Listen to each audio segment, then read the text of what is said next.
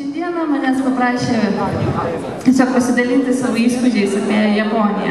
Pati aš prieš metus gavau galimybę išvažiuoti pastudijuoti metam į Vasados universitetą, kuris yra Tokijui.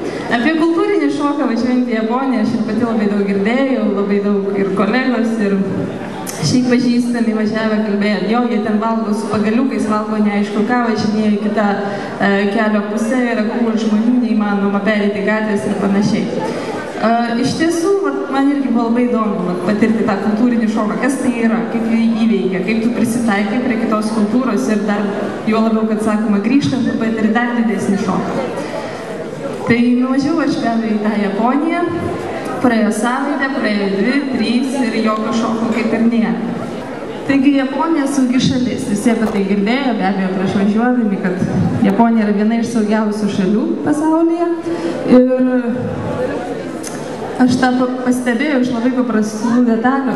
Pavyzdžiui, kaip matote, prie parduotuvės yra išdėliotas prekės. Ir ne prieš einant, tu tiesiog nėra jokio baimės, kad kažkas pasiims jas pavogs, nemačiau nei jokių apsauginių, nei apsaugos kamerų, nesakau, kad jų nėra, tiesiog niekada nekrito į akį.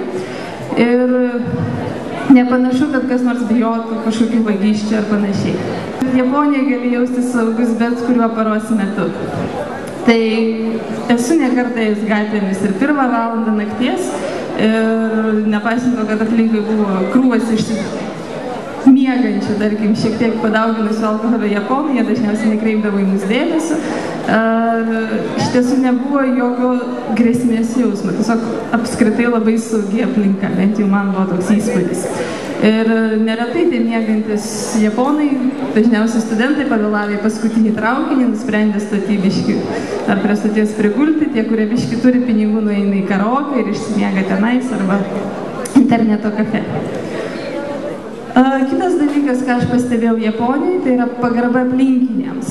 Tai iš tiesų Japonas beveik retai kada tau paprieštaraus, pasakys tiesiai griežtą ne, arba net pakritikuos.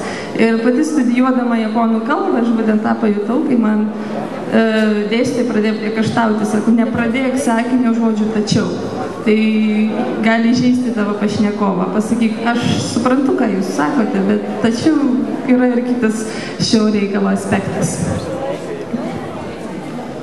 Dar vienas įdomi detalė Japonijoje, irgi, kurią galėčiau susijęti su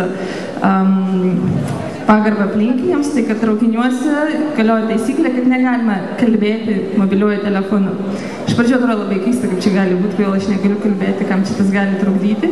Bet iš tiesų labai greitai prie to pripranti ir realiai aš tai vertinu tik tais grįžus, kai ir pastebėjau, kaip iš tiesų erzina autobuse važiuojant šalia žmogus, kuris garsiai kalba mobiliuoju telefonu.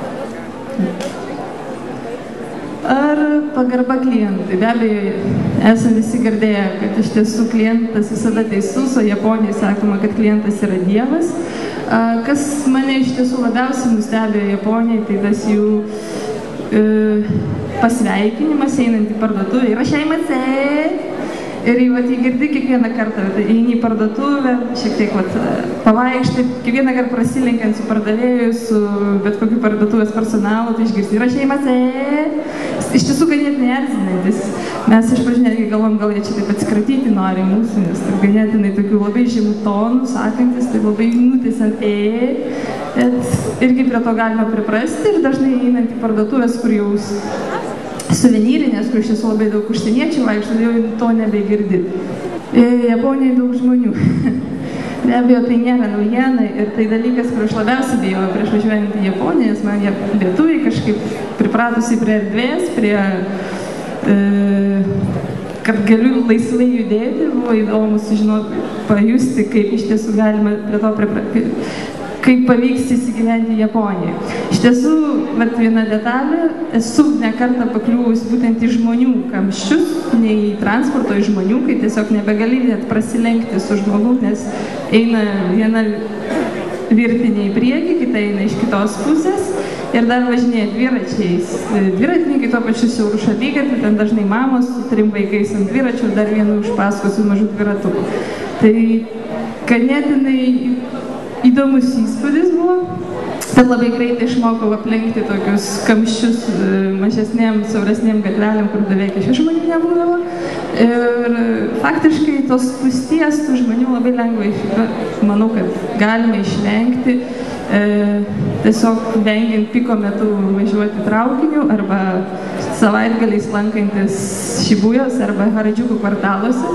Vienas dalykas, kuris mane labai nustebino Japonijoje, iš tiesų atvažiuoja Japonija ir turi tam tikrą viziją. Tai yra šalis, kur gali aukštos technologijos, eini į parduotuvę, nežinai, ar eini netgi į tualetą, žmonės sako, nežino kur spausti, nežino ką daryti, pusvalandį užtrunki, kol pirmą kartą nusipirki bilietą ir panašiai. Iš tiesų, tokioj išsivyščiusių technologijų šaly banko kortelėmis beveik niekas neaptarnauja. Tai vienas japonas man pasakė, kad taigi mes saugi šalis, taigi čia galima grinuosius nešiotis ir visi mėgsta grinuosius, o jeigu jums reikia banko kortelės, tai nueikite į bankomatą ir išsigryninkite. Tik pažiūrėkite, kad bankomatas būtų neužrakintas, nes kartais nakčiai juos užrakina ir gali likti be pinigų iš vis. Savotiškas paradoksas taip pat susijęs su tom, kad Japonijoje daug žmonių, kad dažnai atvirose vietose pamatote ženklą, rodantį, kad atviroje vietoje čia rūkyti negalima, tačiau patalpose Japonijoje vis dar rūkyti galima. Iš tiesų, tai taip pat, kaip minėjau, kadangi žmonių yra daug, tai labai judriose gatvėse rūkyti yra uždrausta, tiesiog, kad be rūkydamas nesužeistum aplinkinių. Tai buvo labai įdomu, nes niekur kitur nesu mačius tokio dalyko. Žmonių santykiai, be abejo, atvažiuojant į Japoniją, kaip būsi sutiktas, kokie žmonės, kaip jie į tave žiūrės, kaip togi savotiškas įdomus personažas. Iš tiesų, Japonai yra labai mieli, labai malonų žmonės, bet jau tokie, su kuriais man yra tekę bendrauti, labai smalsaujantis. Jeigu važiuoji traukiniu, galit prisėsti, užkalbinti, iš kur tu, kur čia važiuoji, ką čia veiki. Netgi retai, tu iš Lietuvos, girdėjau, Lietuva, Latvija, Estija, tai čia tos 3 Baltijos valstybės. Dažniausiai tuom jų žinios apie Lietuvą ir baigėsi, bet malonu ir tai išgirsti.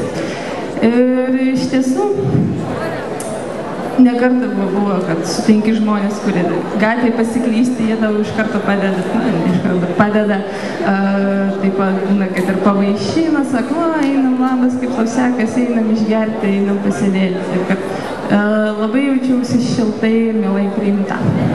Ir jeigu būčiau Japonė, turbūt būčiau pradėjus nuo maisto kultūros, nes tai yra be galo svarbus dalykas jų gyvenime. Ir tą matome vien tai, kad aplink mano gyvenamąją vietą buvo begalės daug maitinimo įstaigų ir iš tiesų maistas, ypatingai greitai pagamintas, bet skanus maistas yra labai daug kur pasiekiamas, labai prieinamas ir faktiškai, jeigu tu, sakai, su Japonu kalbėsi, jo, aš čia neseniai buvau Kiote, tai pats pirmas klausimas, kokią nors skaniai valgai tenais?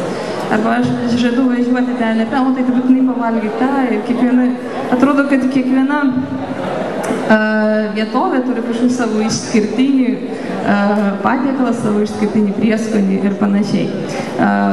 Iš tiesų, maistas, ką aš pastebėjau, kad netgi jeigu tu pats gaminiesi ir tu valgai išėjęs kažkur, tai beveik pinigų atžvilgių tas nesiskiria. Labai įdomus faktas, ledų jie gamina labai įvairių skonių, va čia buvo levandų skonių ledai, taip pat yra rožių skonių ledai, žinau, kad yra tofu sojų varškės skonių ledai, yra žalios arbatos skonių ledai ir įvairiausių.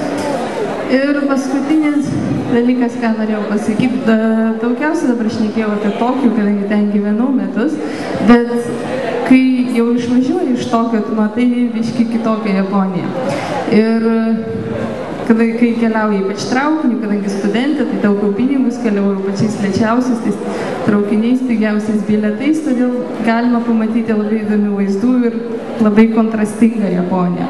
Iš tiesų pamatytumėte ir, kad Japonija iš tiesų labai žalumos daug ir daug yra kalnų ir mažų namukų su lysvėmis, daržais šalia, kur iš tiesų yra auginamos ir svogūnai, ir bulvės, ir realiai nelabai kuo mes skiriamės nuo jų. Tai toks buvo mano įspūdis apie Japoniją.